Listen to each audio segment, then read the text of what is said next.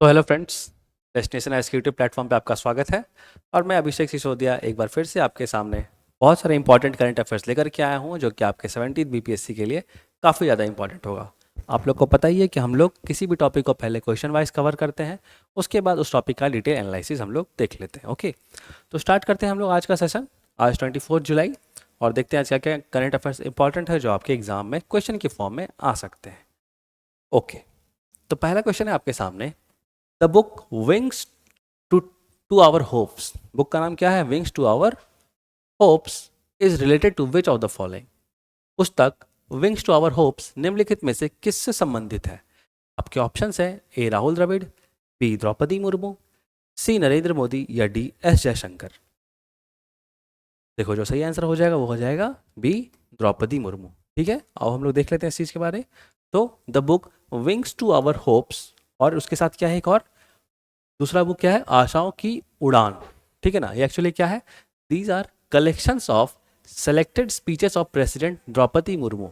तो आपको बता दूं कि पिछले साल जो 1 साल का कार्यकाल था प्रेसिडेंट द्रौपदी मुर्मू का, उसमें जो उनके फेमस स्पीचेस थे उनका दो, एक तरह से समझ लो कि दो तरह का संस्करण बनाए गए हैं, या दो पार्ट में उसको जो जो इम्पोर्टेंट लेक्चर्स थे, स्पीचेस थे, उनको उनसे लिया गया है और दो बुक्स बनाए गए। क्या क्या नाम है? पहला बुक का विंग्स टू आवर होप्स, और दूसरा क्या नाम है? आशाओं की उड़ान। ठीक है ना, तो ये किससे रिलेटेड है? प्रेसिडेंट द्रौपदी मुर्मू जी से। ठीक है ना, आगे मूव करते हैं हम लोग। Next question. तो क्वेश्चन है, हु वोन gold medal at the 35th international biology olympiad. आपको बता दूं कि अभी हाल ही में इंटरनेशनल बायोलॉजी ओलंपियाड हुआ था। कहाँ पे? अस्ताना, कजाकिस्तान में। ठीक है, वहाँ इंडिया ने एक गोल्ड मेडल और 3 सिल्वर मेडल जीते हैं। तो आपको बताना है कि एक गोल्ड मेडल जीतने वाला व्यक्ति कौन है। आपके ऑप्शन है ए ईशान पेडेनकर, बी श्रीजीत शिवकुमार, सी वेदांत सक्रे, या फिर डी यशवनी कुमार। देखिए, जो सही आंसर हो जाएगा वो हो जाएगा आपका वेदांत सक्रे। ठीक है, तो वेदांत सक्रे इस बार बायोलॉजिकल ओलंपियाड में देख लेते हैं हम लोग। वेदांत सक्रे फ्रॉम मुंबई। कहाँ के बिलोंग करते हैं वेदांत सक्रे जी? मुंबई। ठीक है, Mumbai Maharashtra. Has won gold medal. इनको गोल्ड मेडल मिला किसमें? 35th इंटरनेशनल बायोलॉजी ओलंपियाड, जिसको कहाँ बनाया गया था? Astana, Kazakhstan. ठीक है, अस्ताना कजाकिस्तान में। ठीक है, मूव करते हैं हम लोग नेक्स्ट क्वेश्चन पे। तो क्वेश्चन है कि recently who has published a historic fiction novel titled the prisoner of Bhopal. आपको बताना है कि हिस्टोरिकल नोवेल है जो कि प्रिजनर ऑफ भोपाल, इसको किसने लिखा है। आपके ऑप्शन है A Ruskin Bond, B Salman Rushdie, C Tim Walker, या डी अरुंधति राय। देखो, जो आंसर आपका हो जाएगा that will be C Tim Walker. ठीक है, आपको बता दूं कि एक्चुअली टिम वॉकर जी ने ये जो बुक लिखा है, टिम वॉकर जी ने ये जो बुक लिखा है द प्रिजनर्स ऑफ भोपाल, वो आपको पता होगा कि 1984 में बहुत घातक मतलब समय कि जिसमें काफ़ी लोगों की जान गई थी भोपाल गैस ट्रेजेडी में। ठीक है ना, कभी कभी एग्जाम में क्वेश्चन पूछ लिया जाता है कि भोपाल गैस ट्रेजेडी में कौन सा गैस रिलीज हुआ था, तो मिथाइल आइसोसाइनाइड, ये भी ध्यान रखना। ठीक है ना, मिथाइल आइसोसाइनाइड रिलीज हुआ था भोपाल गैस ट्रेजेडी में, जिस कारण से काफ़ी लोगों की डेथ हुई थी। ओके, तो उसी चीज़ पे उसके 40th एनिवर्सरी इस बार होने जा रहा है, तो उसी पे ये बुक आपका प्रिजनर्स ऑफ भोपाल लिखा गया है। ठीक है, जो कि India's most devastating industrial disaster Bhopal gas tragedy पे बेस्ड था। ओके, मूव करते हैं हम लोग नेक्स्ट क्वेश्चन पे। क्वेश्चन है, which government agency recently release the report titled improving the culture of research and development in states universities. तो state universities पे रिसर्च एंड डेवलपमेंट को हाईलाइट करते हुए अभी इस पे रिपोर्ट आई थी। तो आपको बताना ये रिपोर्ट किसने रिलीज़ किया। आपके ऑप्शंस है A National Disaster Management Authority, B Intellectual Property Appellate Board, C NITI Aayog National Institution for Transforming India, या फिर D Telecom Regulatory Authority of India. देखो, जो सही है जो आंसर हो जाएगा वह हो जाएगा आपका सी नीति आयोग। ठीक है ना, तो देख लेते हैं इसको हम लोग। तो देखो, नीति आयोग का रिपोर्ट है। नीति आयोग का रिपोर्ट क्या है?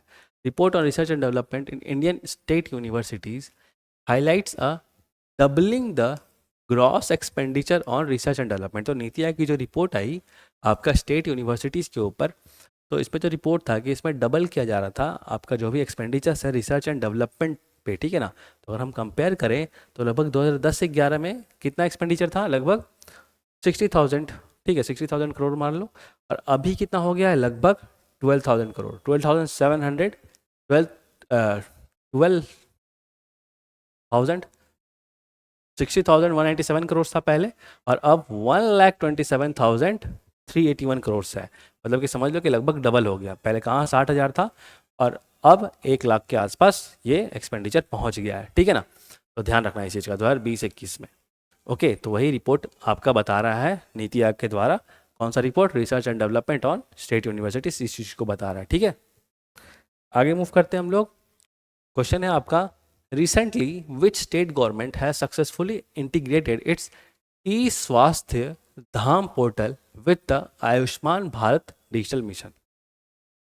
आयुष्मान भारत डिजिटल मिशन के साथ ई स्वास्थ्य धाम पोर्टल किस स्टेट ने इंटीग्रेट किया है। आई थिंक आप गेस कर सकते हैं इसको, अगर आप सिंपल लॉजिक से सोचें, धाम अगर 4 धाम ऐसा कुछ अगर आपके दिमाग में आए, हाँ वेरी गुड, आंसर क्या हो जाएगा आपका, उत्तराखंड, ठीक है, एक उत्तराखंड।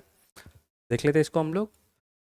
तो in a significant stride towards enhancing digital health infrastructure, तो डिजिटल हेल्थ इंफ्रास्ट्रक्चर को एनहांस करने के लिए उत्तराखंड गवर्नमेंट ने अभी क्या किया है, उत्तराखंड गवर्नमेंट ने अभी हाल में इंटीग्रेट कर दिया है आपका ई स्वास्थ्य धाम पोर्टल, ई स्वास्थ्य धाम पोर्टल और Ayushman Bharat digital mission, Ayushman Bharat digital mission और ई स्वास्थ्य धाम पोर्टल, इस दोनों को इंटीग्रेट कर दिया गया है।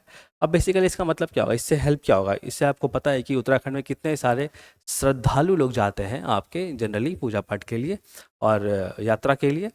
तो इन सब चीज़ें कारण क्या होगा, जो भी श्रद्धालु लोग हैं उनको एक बेटर फैसिलिटी मिल पाएगा, ठीक है ना। तो याद रखना, उत्तराखंड ने अभी ई स्वास्थ्य धाम पोर्टल और आयुष्मान भारत डिजिटल मिशन को इंटीग्रेट किया है। ओके, नेक्स्ट क्वेश्चन, आपको बताना है what is money mule recently seen in news. हाल ही में खबरों में देखा गया मनी मनी म्यूल क्या है, मनी म्यूल क्या चीज़ है। आपके ऑप्शंस है, someone who invest in stocks, B. Someone who transfer or moves illegally acquired money for someone else. C.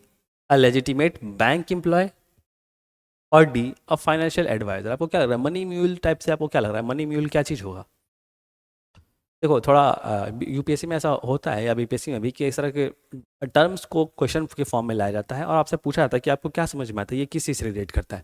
तो देखो एक्चुअली मनी म्यूल क्या है ना, आंसर भी हो जाएगा समवन हु ट्रांसफर और moves illegally acquired money for someone else. Hindi में अगर मैं रिपीट कर दूं तो कोई व्यक्ति जो किसी और के लिए अवैध रूप से अर्जित धन का हस्तांतरण या स्थानांतरण करता हो, ठीक है। बोलने का मतलब यही है कि कोई अगर गलत तरीके से इलीगल तरीके से पैसा कमा रहा है लेकिन उसको फाइनेंशियल नॉलेज नहीं है कि भाई उस गलत तरीके से कमाए मनी को, उस ब्लैक मनी को किस तरह फाइट करना है या किस तरह इन्वेस्ट करना है ताकि गवर्नमेंट या किसी को पता ना चले, तो उसके लिए स्पेशल एजेंट्स होते हैं जिनका क्या नाम है, मतलब नाम नहीं है एक्चुअली, क्या है उनको किस टर्म से हम लोग बुलाते हैं, तो उसका क्या टर्म है, मनी म्यूल, ठीक है ना, ध्यान रखना इस चीज़ का, मनी म्यूल के टर्म से हम इनको बुलाते हैं। तो इकोनॉमिक्स में इस तरह के क्वेश्चंस आपको कभी भी आ सकते हैं, जैसे पहले भी इस तरह के क्वेश्चंस बहुत सारे आ चुके हैं, ठीक है। मर्चेंट डिस्काउंट रेट आपको पूछा था यूपीएससी, ओके। तो यहाँ पे वही चीज़ लिखा हुआ है कि मनी म्यूल क्या है, money mule transfer illegally acquired money, गलत तरीके से अर्जित धन को, जैसे कि क्रिमिनल्स को क्या होते हैं, बेसिकली क्रिमिनल्स या फिर कोई भी ऑफेंडर्स, ड्रग पेडलर्स, ड्रग की जो बिजनेस करते हैं वो सब क्या करते हैं, इलीगल तरीके से जो पैसा कमा रहे हैं उनको क्या करते हैं, उस पैसे को मतलब वो किसी म्यूचुअल फंड्स या किसी और फंड्स में इन्वेस्ट करके ये दिखाना चाहते हैं कि वो एक्चुअली वाइट मनी है, ठीक है ना। तो यही सब जो काम करते हैं एक्चुअली क्रिमिनल्स लोग के लिए, उसको हम लोग क्या बोलते हैं, मनी म्यूल्स बोलते हैं, ठीक है। मूव करते हैं हम लोग नेक्स्ट क्वेश्चन पे। तो नेक्स्ट क्वेश्चन है, आयरन डोम और Akash surface to air missile, Iron डोम और Akash surface to air missile recently seen in news was indigenously designed and developed by which organization। Question है, आयरन डोम और Akash surface to air missile हाल ही में समाचारों में देखी गई स्वदेशी रूप से किस संगठन द्वारा डिजाइन और विकसित की गई है। ओके, आपके ऑप्शन है, क्या ये ए इसरो के द्वारा है, बी डीआरडीओ, सी चक्सा या डी नासा।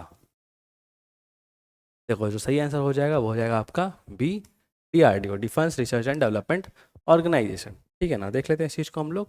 तो the Indian airdome Akash, Indian airdome और Akash surface to air missile is competing with China's Sky Dragon 50, ये भी याद रखना कि स्काई ड्रैगन 50 कौन सी कंट्री का है, आपका चाइना का है, ठीक है ना। अब ब्राज़ील क्या है ना कि ब्राज़ील के साथ कंपटीशन चल रही है भाई, ब्राज़ील आखिर कौन सा ये लेगा, मतलब कौन सा डिफेंस सिस्टम लेगा या कौन सा मिसाइल लेगा, क्या है वो इंडिया का लेगा या चाइना का लेगा। तो यही चल रहा है कि इंडिया और चाइना में ये कंपटीशन जैसा चल रहा है। तो देखो अब आखिरकार किस किस से ये लेता है ब्राज़ील ये सब इक्विपमेंट्स।